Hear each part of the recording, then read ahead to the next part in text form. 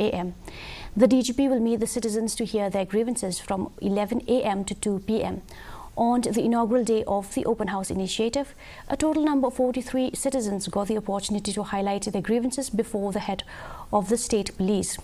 Talking to reporters, she said that most of the people who have come to meet her today have highlighted their grievances and some of them have asked for help. People from various walks of life had come in and various things. Some of them had come in with grievances, some of them had come in with requests for help. A couple of them were related to issues with our serving policemen. Two of them were with issues of policemen who had died while on duty and requests for a compassionate appointment, etc. I have noted most of the things. There were a few who had just come in on a congratulatory note, so I had a couple of minutes with all of them.